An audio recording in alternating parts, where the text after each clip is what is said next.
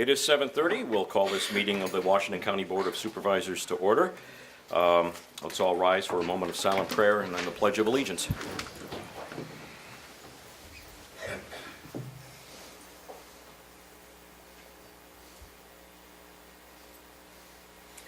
I pledge allegiance to the flag of the United States of America and to the republic for which it stands, one nation, under God, indivisible, with liberty and justice for all.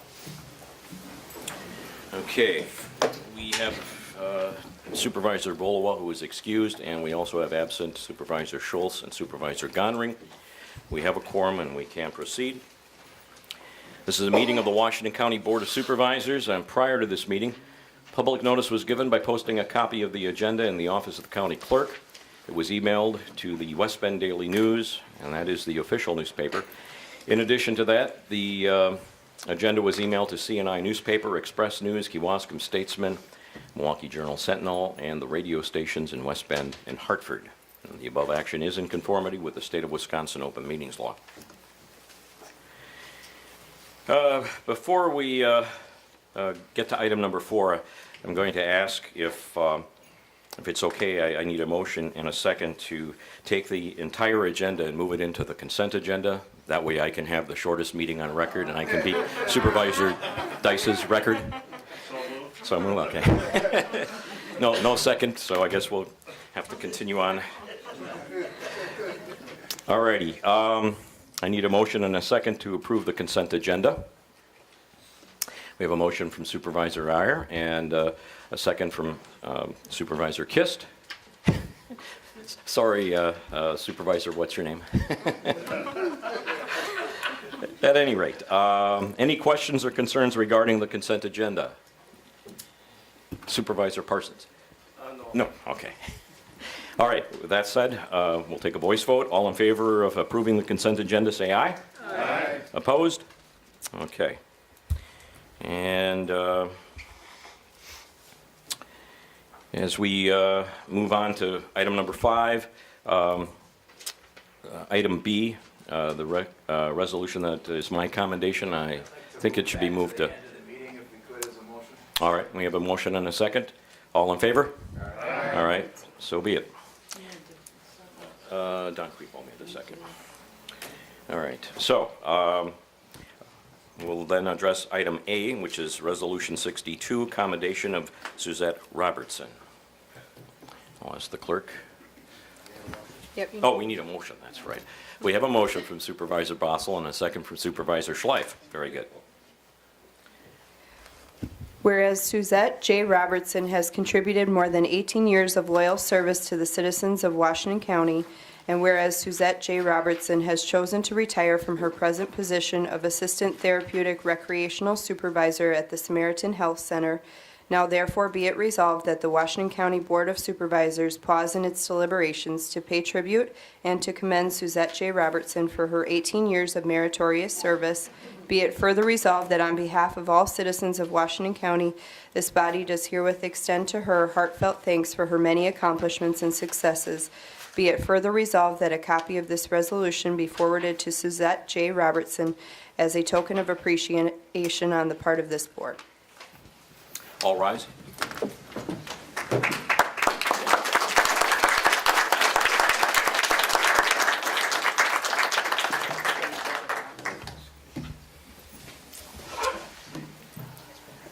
Suzette, would you step forward, please?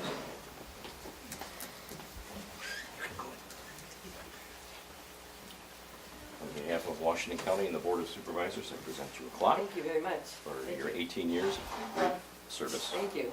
It was very rewarding. And I feel thankful that I was given the opportunity. Thank you. Well, thank you.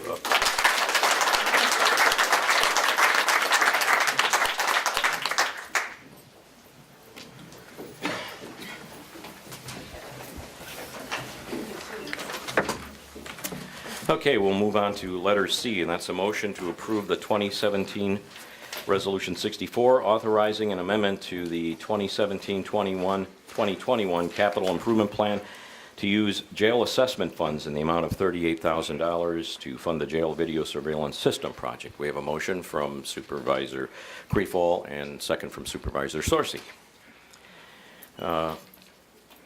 Supervisor Miller. Thanks, Mr. Chairman. Just a question. Why was it raised from 28,000 per the sheriff's letter to the 37,316? I didn't notice anything in the information. There was two reasons. When it was at the executive committee, we were still working on negotiating with the vendor.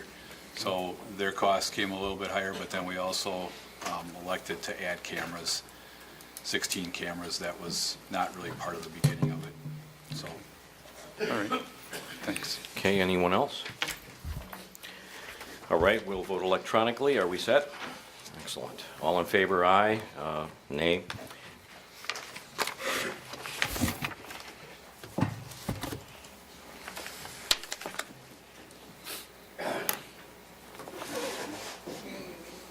Rogers.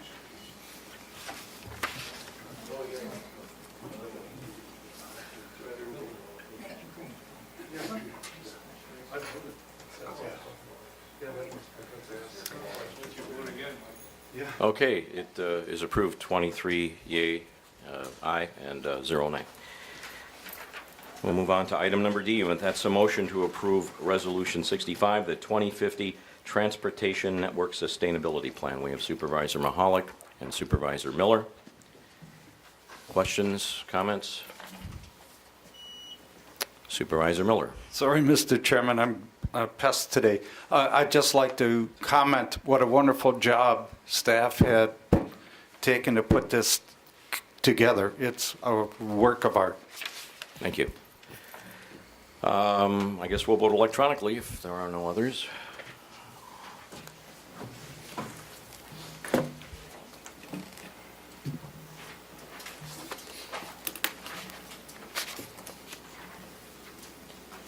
All right, we have 21 ayes and 2 nays. It passes. And we'll move on to item E, and that's a motion to approve Resolution 66, sale of tax deed property in the city of West Bend to Bucks Lawn Service. Do we have a motion? Supervisor R. and Supervisor Schleif. Questions, comments? All right, are we ready to vote? We'll vote electronically.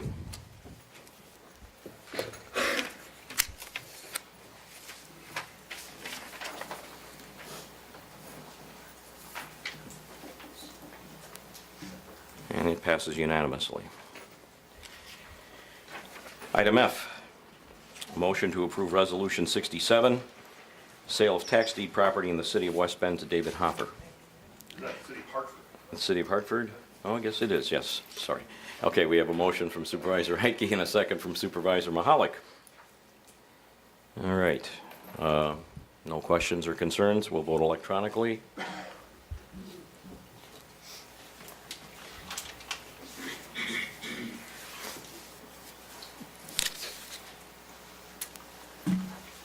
And it is approved unanimously. Another tax deed sale is on the agenda. We need a motion to approve Resolution 69, sale of tax deed property. 68. I'm sorry, 68, tax deed property in the city of West Bend to S&D Associates. We have Supervisor Schleif, Supervisor Iyer. All in favor, vote electronically.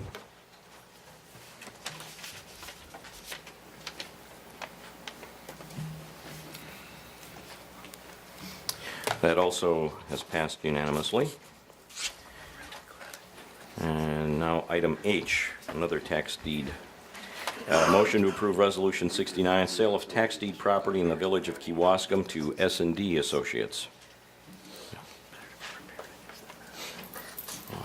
You vote electronically. Oh, did we get the motion? I'm sorry. Okay, we got Supervisor Bosel, Supervisor Hartwig.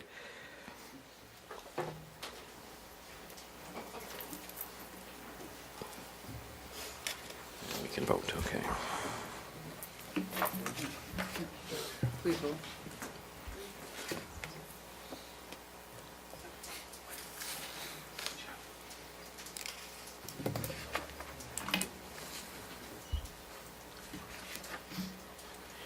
And that is approved unanimously.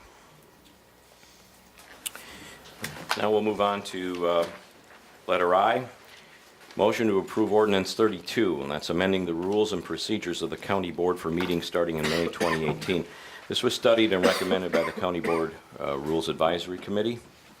The executive committee reviewed this ordinance at their January 16th meeting, and it was voted to forward it to the full county board for a vote. So I need a motion to approve. Do we have a motion? Supervisor Kelling, do we have a second? Supervisor Bossert? Supervisor Merton? Just want to call to mind, there's a place in section 2, 2.05, sub 3, where the correction was made for Robert's Rules of Order as amended on line 18, which should read in the most recent revised edition of Robert's Rules of Order and delete as amended. And that's correct, and I don't think that this requires an amendment because that was made at the committee level and just didn't make its way into this particular version, so it was already amended to that, but you caught a typo, and I appreciate that, thank you very much. But I don't think an amendment will be necessary, we'll just Okay. make that change. Thank you. Supervisor Miller? Thanks again, Mr. Chairman. I didn't read any place in the ordinance where a person from the public could ask a question after a motion or second was made. In the past, if somebody wanted to ask a question, they had to fill out some form or something. And we're going to evening meetings to give the public an opportunity to be part of the meetings. And if we don't allow them to ask any questions, you know, they're going to start coming. So is there any place that allows the public to ask a question without first filling out a form prior to the meeting? Yes, how the rules are currently written, and that wasn't addressed in this particular version because this doesn't amend everything, just certain things. If a member of the public wishes to address the board and they're not already scheduled to do so, they can ask to do so. If the board does not object, they can speak. If there's an objection, then the board can vote to let that person speak or not. So that hasn't changed. That's still in. There's no need to fill anything out or have anything in writing. It's just the pleasure of the board to allow a member of the public to speak or not, depending. But it shouldn't be the pleasure of the board. You know, people are attending our meetings. They should have an opportunity to address a question to an item that's voted on. Just for the future board, you know, please consider public input. Thanks. Thank you.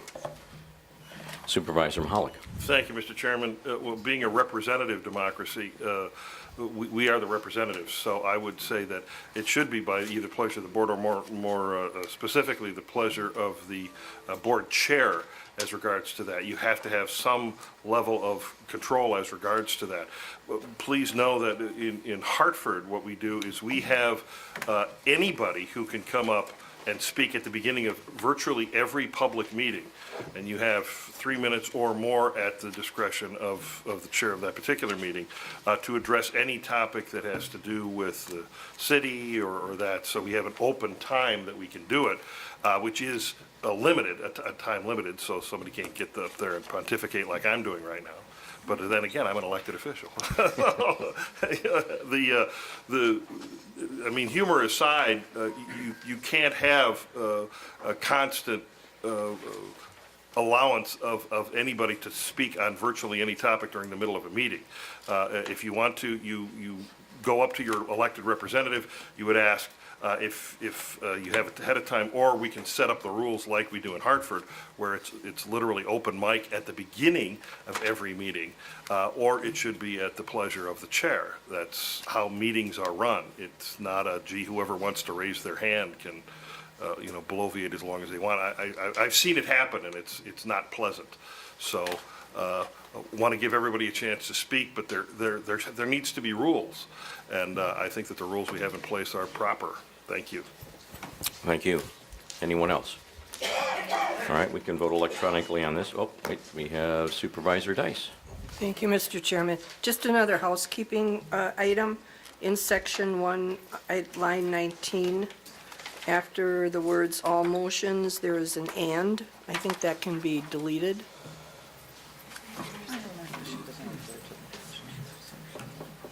Line 19. First page. One, right, it says all motions and it will be presented, so yeah, and would come. it would come out. Okay, do we? That's a typo. Again, I don't think an amendment is necessary. We Yeah. just strike that out. Okay.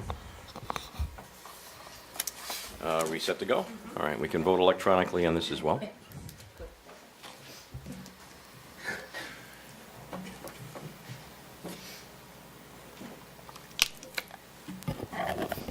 We have 22 ayes and 1 nay.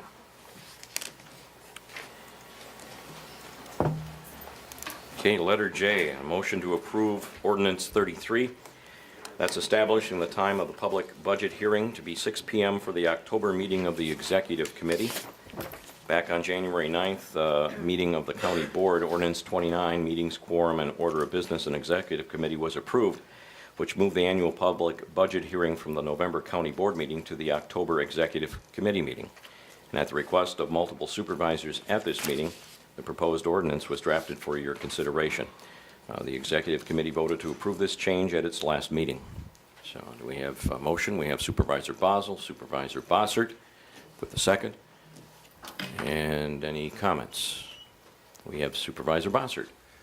I just want to thank the executive committee for going back and cleaning this up and establishing that as an evening meeting. Thank you. You're welcome. All right, we'll vote electronically.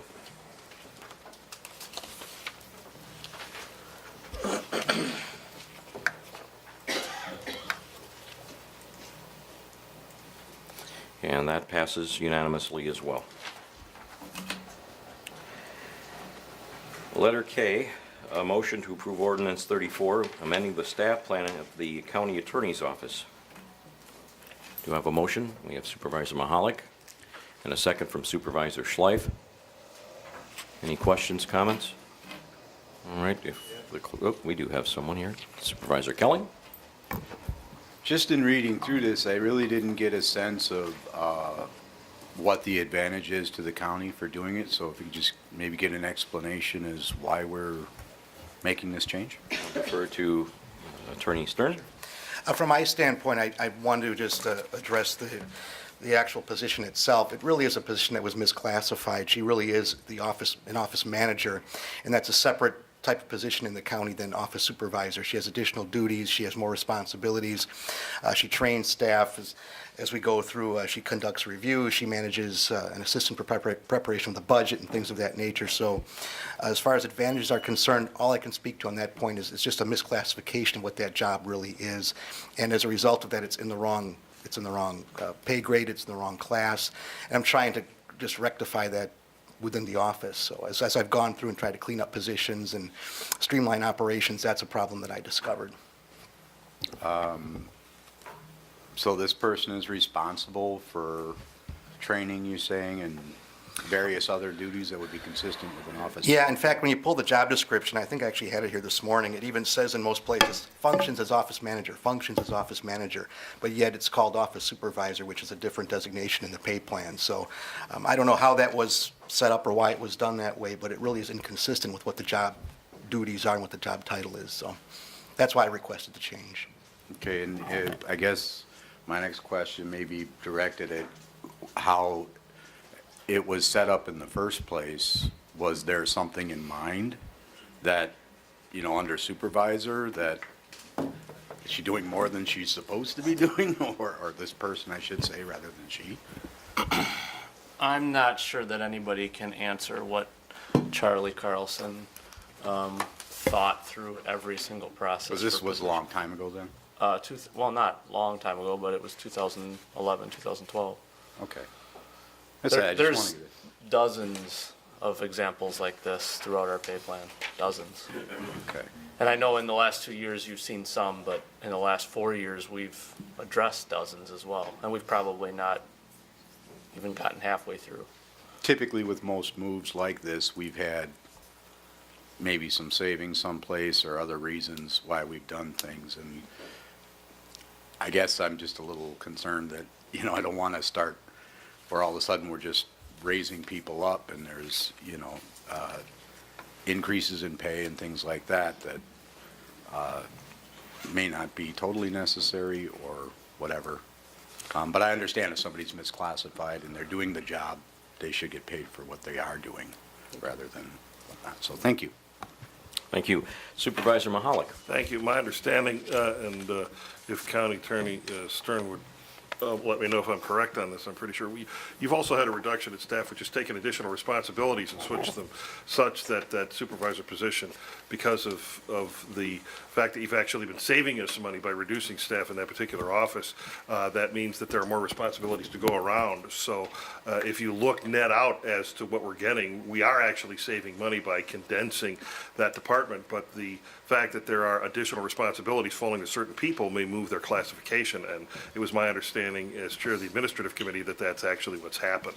That's accurate. We have eliminated a couple of positions as a Right. result of people moving on or so forth, and I think additional changes you'll find will be coming soon. As I've understood, there may be some additional positions that'll be opening up, and we'll have to reevaluate those things as time goes on as well. But it's just as I've been working in the office over the course of the past year and trying to deal with staff changes and turnover, and part of it, quite frankly, is retention, too. I mean, we have somebody who's misclassified, doing additional duties, and again, like I say, when you pull the job description, which I actually found I have here today, many places talks about functioning as office manager, oversees staff, conducts job reviews for the support staff, does cross-training, maintains records for the department. It really is an office manager position with an office supervisor title, and that's sort of where I started looking at each position as I started analyzing how the office is staffed and so forth, and that popped out at me. Anyone else? All right, we'll vote electronically.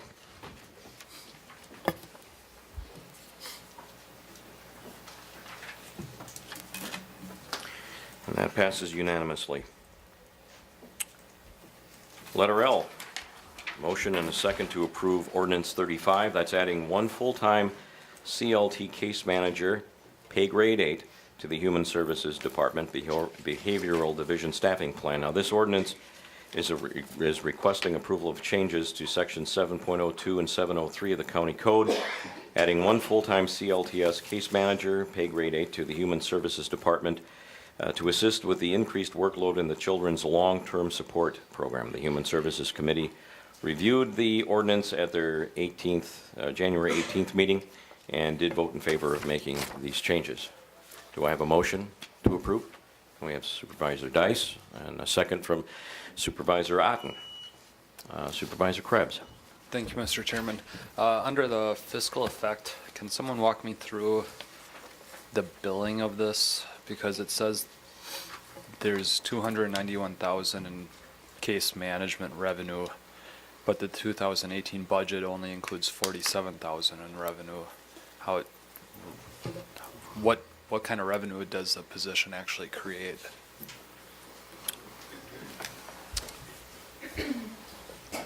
So this is related to the backlog of files with the state? Better? Okay. So right now, the revenues that are in the budget were based on what we knew at the time the budget was set. That has now since changed based on some changes at the state level that are trickling down to us as the county. So the position won't create any direct revenues itself, but it does let the county do the work that needs to be done for the state in order to get more of the state grant aids revenues. So that's So as part of the state budget process, they increased the amount of revenue in this particular area. And we didn't anticipate that as part of the 2018 budget because the budget wasn't passed until September, the state budget. So we're getting more revenue than what we planned for yes. Right. without a change in the workload, but the workload there's a request for more. The workload of CLTS waiver program has always had a waiting list. The state's budget, it was intended, over budgeted what they normally give to minimize or mitigate that waiting list. And those dollars are coming to us to help fund an additional position, which was the state's intent from the beginning in the budget process. Okay, so what is the actual county fiscal effect then, with the most current funding from the state? Well, come on.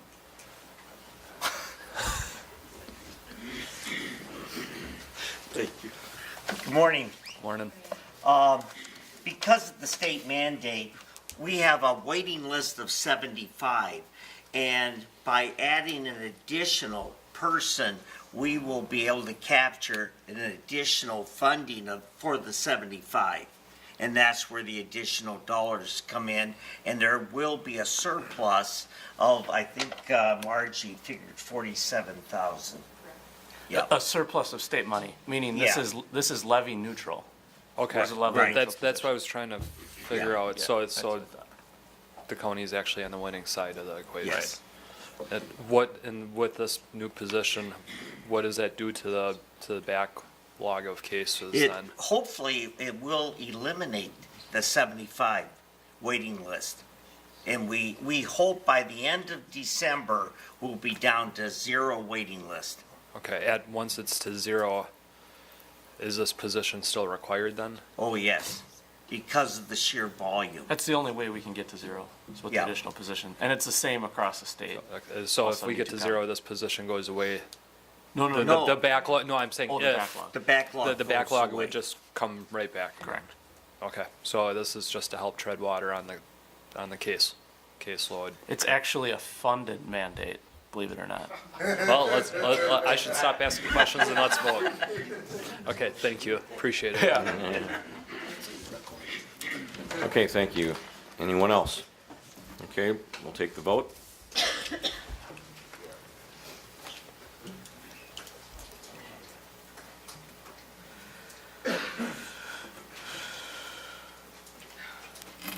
And it's approved unanimously. And we need a motion to approve ordinance 36, that's amending the staffing plan for the Planning and Parks Department, Golf and Parks Division, and miscellaneous rates for the planning intern per changes approved through the budget process. The Public Works Committee reviewed and approved this amendment at their January 24th meeting. Do I have a motion? We have Supervisor Hartwig. Do we have a second from Supervisor Schleif? We do. All right. Any questions? All right. Oh, we do. Supervisor Mahalik. I'm just hoping that everybody that's looking at this does support it in the fact that with the minimum wages going up at places like McDonald's and Walmart, both stating nationally that they're going to be $11 an hour, and we're at 10, it would be nice to get the best candidates that we can for these types of positions. So if we're looking for a reasonable planning intern, we should be paying more than those particular places so we can maintain some type of competitiveness and get the quality that we're looking for. Thank you. Thank you. Anyone else? Okay, we'll take the vote.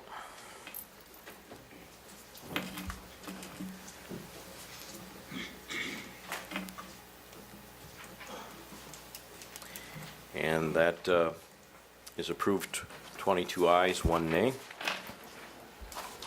Letter N, motion to approve ordinance 37, amending the staffing plan for the Samaritan Health Center Therapeutic Recreation Department. This ordinance is requesting approval for changes to section 7.02 and 7.03 of the county code, which eliminates 1 part-time therapeutic recreation assistant position, pay grade 2, and 1 part-time assistant therapeutic recreation supervisor position, pay grade 7, and it creates 1 full-time assistant therapeutic recreation supervisor position in pay grade 7. I have a motion from Supervisor Basel and a second from Supervisor Sorcy. Any comments? Okay, we'll take the vote.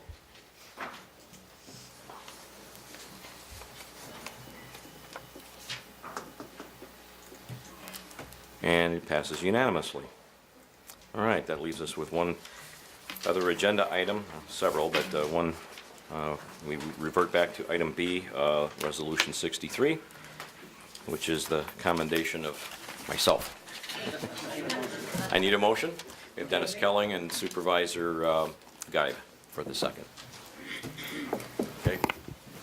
I'll let you read it.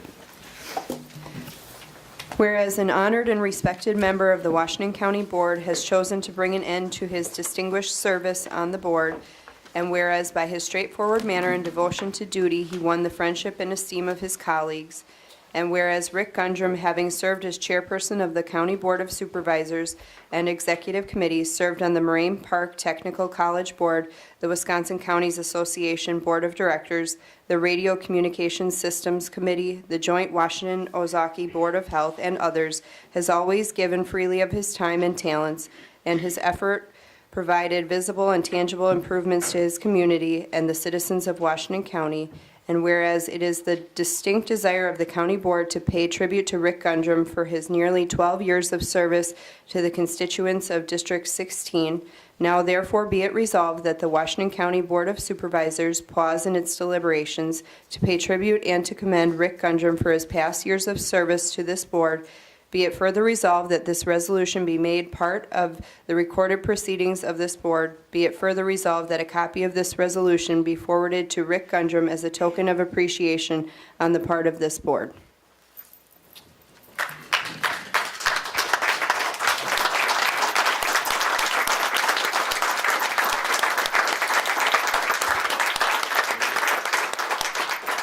It's a very bittersweet moment for me. 12 years on the county board, and when I got on the board, I thought, I'll do 2 terms and I'll be done. And it morphed into 12 years. It was fun while it lasted. I got to see a lot of changes occur over those 12 years, especially in the last 4 years. We made a lot of changes, and we always kept one thing in mind, fiscal responsibility for our taxpayers. We always held the line on taxes, and right now we're at the lowest tax rate we've been in almost 100 years. We had a lot of very positive changes. We were able to reduce the size of the county board. We're going to start having evening meetings in the next session. We saved $300,000 annually for the taxpayers by merging our health department with Ozaukee County's health department. We've got the on-site medical clinic that's going to save $1 million. So we're always looking out for the taxpayer and trying to give them the best bang for their buck.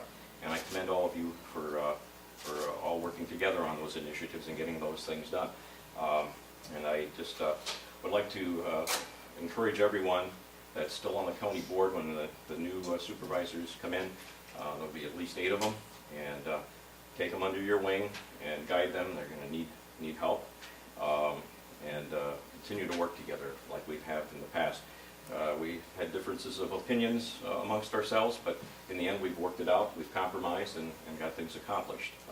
Like several years ago with our budget, we were at the budget hearing and we hit a snag, and we all got around together and hammered out a budget that was acceptable to everyone. So again, thank you for all of your support and your trust in me, and I look forward to continuing our relationship as I move forward in a different position, but I will be back from time to time, and I welcome you to stop in and see me in my office anytime you're in Madison. So, thank you.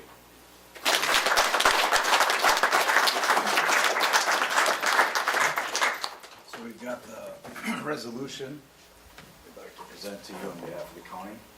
You know, at first we thought about giving him, give himself his little clock. But it's going to be kind of too weird. So we got the commendation for you. We also have a retirement award presented to you for your years of service. Thank you.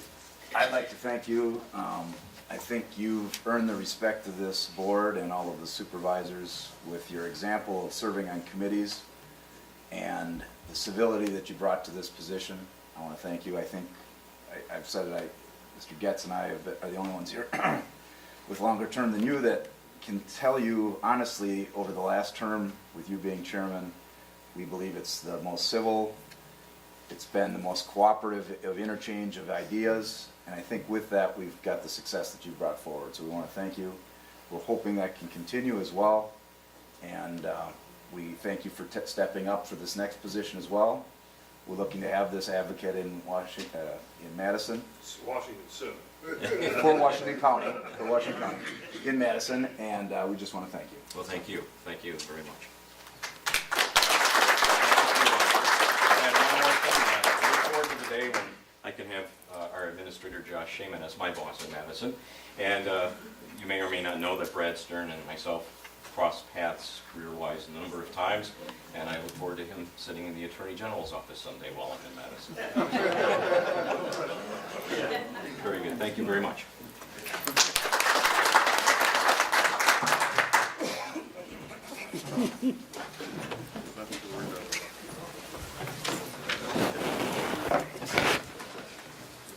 Mr. Chairman, before we adjourn, I think we'd all like to know when the dark store legislation is going to be taken up.